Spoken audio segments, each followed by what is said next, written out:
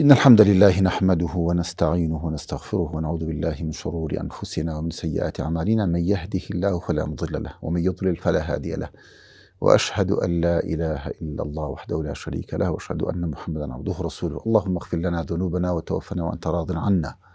وأعنا واجعل أقوالنا وأعمالنا صالح واجعل لوجهك خالص. وصلى الله على محمد وعلى آله وصحبه أجمعين. براني برازم خوشكاني برز لدرجة أو زنجيرة چیرۆکانی کە لە مانگی پیرۆزە دەستمان پێ کردووە چینە خزمەتی چیرۆکێک کە ئەمیان لە سەردەمی خۆمانە. زۆر لەو چیرۆکانی پێشتر باسمان کردووە دیار بوو لە سەردەمی سەلەف و سەحابە و تابعین و زانایان بووە، بەڵام چیرۆکی پیاوێکی عەوامە کە بە نەخوێنەواری پیاوێکی عەوامی نەخوێنەوار کە بزانە چۆن توانیوێتی ببێ بەوانخوازێک بە بانخوازی بژی و بانخوازیش لە دنیا دەرچێ. یەکێک لە زانایانە فەرمێت، یەک لە ئەهلی عیلم ئیمامی مزگەوتە کە لە وڵاتی خەلیجە، ئەفەرمێ نوێژمان تەواو کرد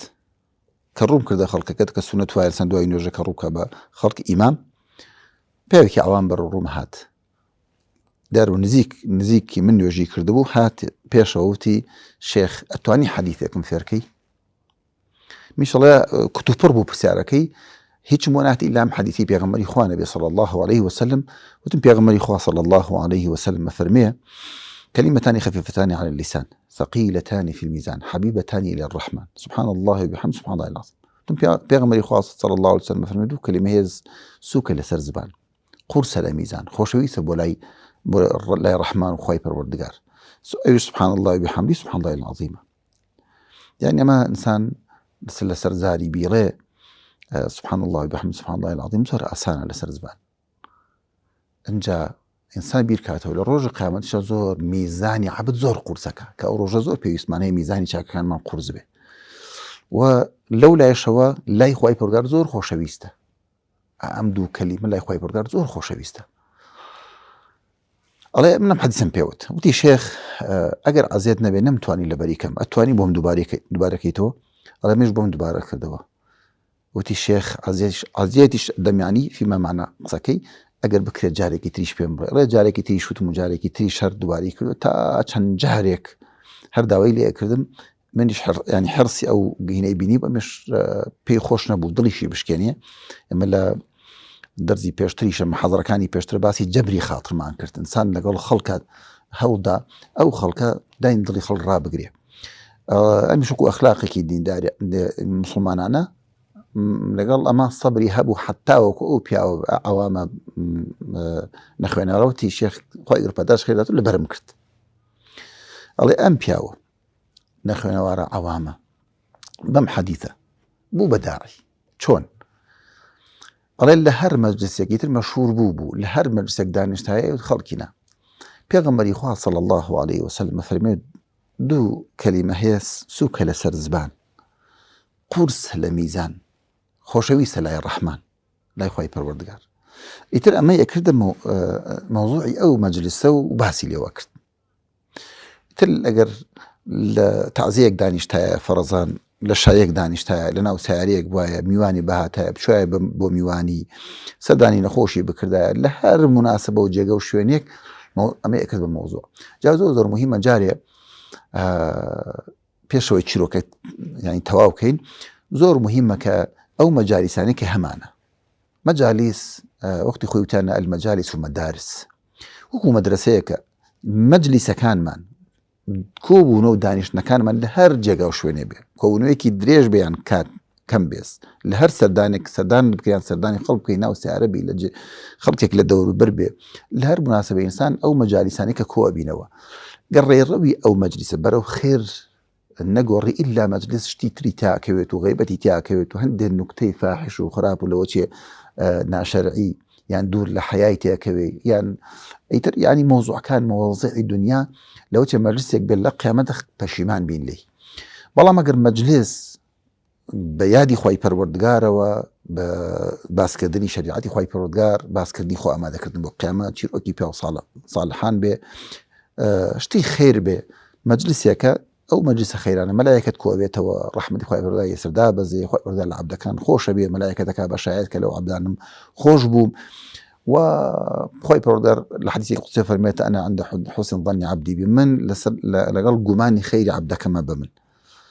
فمن ذكرني في نفسي أو كما قال صلى الله عليه وسلم هركس أجر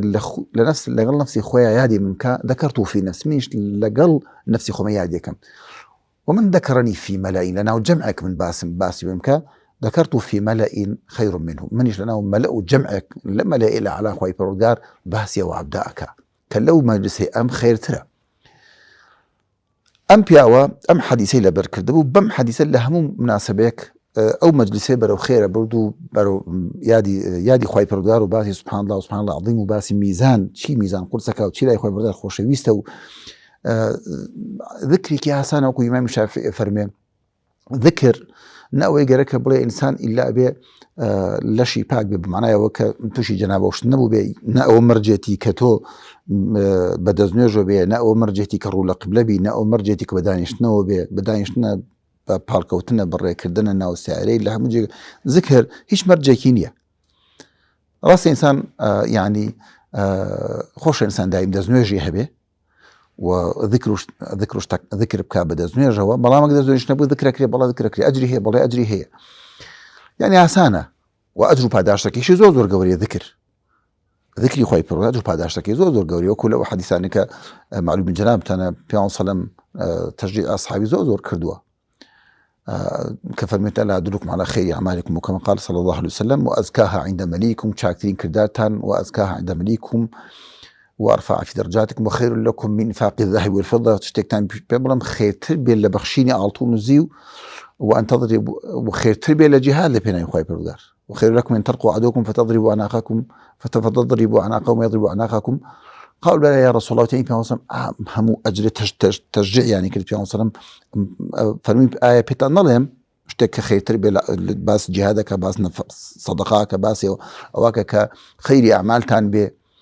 فرمي بلا أي بيان وشي أو فرمي ذكر والله أم بياوة فرمي يتله همو مناسبة كله هم مجلسك إرازان دو بم حديثة الله يقدر يخوي بردقار أم بياوة يتم مقدارك أتيت عمره دميكي زوري خزمتي إسلامك وخزمتي مجالسي مسلمانانك وأبي بخوازك بم حديثة تنهايك حديثي لبرا الأنبياء وكانت مقدارك أتيت عمره أن جلديك لي ماويك ببيهوشي لمستشفى أمينته كسكاري لدورية بنوات ماويك دميك لمستشفى أمينته الله روجي كان شاوية كاتوا بهوشة بشاوية كاتوا تماشاك الدكتور ديدا سري كسكاري لسري كومي وكسر شاوي كردوته بخبر بوتو الله بدكتورك على دكتور بيغمري خواه صلى الله عليه وسلم فرميت كلمتان خفيفتان على اللسان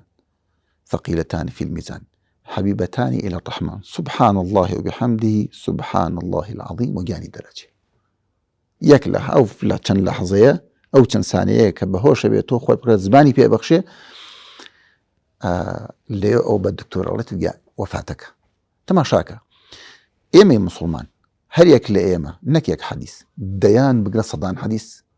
لبرمان أقل لبرش معناه معنا كي زانين هل يكل ما تواني خلقك أو خلقي دورو بري خمان فير ميوشبكين فيري سوري فاتحة يبكي دراوسيا كانت خزمة كانت أو من علاني قراكي خوت خزم يعني لهر مجلس شوازك دانشين أتواني كجوما لاشتيك قلت بيه وتاريك اشتيك بيك هنا ماديك أو مجلسة أو هم حديث وشتاني كلمة مساني أي بي سي كلا خطبة جمعة أي بي سي لمحاضرة كان أي بي سي لموبايلك تقول ليتي توشتي جزوز والأزاني تشجيعي من على كان كلا سلخ واترسان من على كان تكون كارو بها مروجيك 5 دقائق تبي لاي كما كبو من على كان بيجا أجر خود اشتيك ورقري بيان بلا اشتيك ورنا أقري بموتاري ما مساياك كم دقائق باقي لي بقرين يعني هريك لي ما أتواني الوسائل زورك بتواني ما خدمتي إسلامي بيبكي ببين ببان خوازك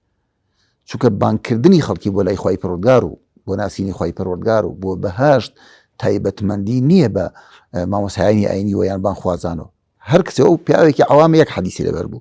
أو حديثيش چون کەس تعدق بۆ ڕاستگۆ بووی کە مەجلیسەکانی ئەڕازاندەوە بەبانکردنی خەڵکی بۆ حەدیثێک لە حەدیثەکانی پێغەمبەری خوا صلی الله علیه وسلم خۆی پەروەردگار لەسەر ئەوش وەفاتی پێبەخشی. دیارە معلومی جەنابتانیش هەر کەسێ لەسەر هەر شتێک بژی لەسەر ئەوە ئەمرێ و لەسەر هەرچیش بمرێ لەسەر ئەوە زنی ئەکرێتەوە. جا چەند خۆشە ئینسان هەوڵ بدا لە ژیانی خۆیە لە هەر مەجلسێ دانیشت جزئێک لەو بەشێک لەوەی کە ئەیزانێ بیکاتە نورێک بۆ ئەو مەجلیسە. یادی باسی خۆی پەروەردگار بکرێ، باسی سیرەتی پێغەمبەری خوا صلی الله علیه وسلم، باسی چیرۆکی پیاوچاکێک کە بیستوێتی ینی مەجالیسەکانی بڕازێنێتەوە و ببێت بە داعیە. چونکە خۆی پەروەردگار لە قورئانە فەرمێت قل هذه سبيل يدعو إلى الله على بصيرة. أمر رقي من محمد بيان بل أمر رقي منه أدعو إلى الله على بصيرة من خلقي بانكم لسر شاوروشني لسر بصيرة كي بانقوازي خلقك أدعو إلى الله على بصيرة أنا ومن اتبعني منو همو أوانيك شوين مكوتون كواتا همو أوانيك شوين كوتون خلقي بانكن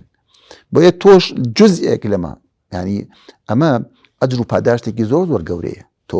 بەلیغوا عنی وەلەو ئایە فەرمێت ئاەتێکی شەبێبی گێنن لەسەر من. تۆ ئەتوانی بە عیلمێکی کەم بە ئوستوبێکی جوان بە حیکمەتەوە ئێمە کەم کەسمان هەیە بەس یەک حەدیث بزانێ. خەڵکێکی زۆرمان ئێستا ماشەڵڵا وەسائلی فێربوونی علم و یان گوێگرتن لە وتارۆمانە زۆرە. بۆیە هەمومان هەر کەسێ بە گوێری ئاست و علمی خۆی ئەتوانێت مەجالیسەکان بڕبکات لە خێر. بەداخەوە هەندێک کەس هەیە ئێستا مامۆسایەکی ئاینیشە کە مامۆسایانی ئاینی خزمەتی زۆر گەوریان کردو، بەڵام هەندێک کەسیان هەیە کە غەفڵەتیان یان بانگخوازێکە یان شخصێکی ئیسلامیە کە دەور و نەشاتێکی هەیە لە کۆمەلگا و مجتەمع، جاروایە مەجالیسەکانیان بە نوکتە بەنەسەر بە نوکتە و بە هەندێک بابەت و وەزعوانە ینی خۆیان بێبەشەکەن لە خێری مەجالیس ولەوەی کە لەو شوێنە لە هەر شوێنێکیش بانک بکە و داوەتی خەڵک بکە و باسی خۆی پەروەردگار بکە ئەو شوێنە شایەتی وەدەڕ. ئەنجا ئەمەش مەکانەت و منزلەتێکی زۆر گەورەیە کە خۆی پەروەردگار فەرمێت ومن أحسن قولا ممن دعا إلى الله. کێ هەیە قسەی لەوە باشتر بێت کە خەڵک بانکە بەلای خۆی پەروەردگار وعمل صالحا وقال إنني من المسلمين وعملي صالح بکە وقال إنني من المسلمين أو من مسلمان وملكتي أمري خۆی پەروەردگار. جا بۆیە ئەم چیرۆکە کورتە بەڕاستی جێگەی ئەوەیە کە هەر یەک لە ئێمە دەرزی لێ وەرگرین، هەر یەک لە ئێمە هەر خوشکێک هەر برایەک ئەتوانێت بەمەوە ببێ بانخوازێک. ئەڵێن خەلیل بن ئەحمەد فەراهیدی کە شێخی سیبەوەی بووە، کە سیبەوەی یەکەم کەسێکە کە علومی عەرەبی و نەحومانی نووسیوەتەوە. ئەم خەلیل بن ئەحمەد فەراهیدی یەکێک لە عالمە هەرە گەورەکانی دنیا بووە، یەکێک لە عاقڵە هەرە گەورەکانی دنیا بووە کە هەندێک لەوانەی کە ژیانی باس کرد ئەڵێ عوقەلای دنیا لەو سەردەمە کە باسی دوو شەخسەکردن کە زۆر خۆی پەروەردگار عەقڵ و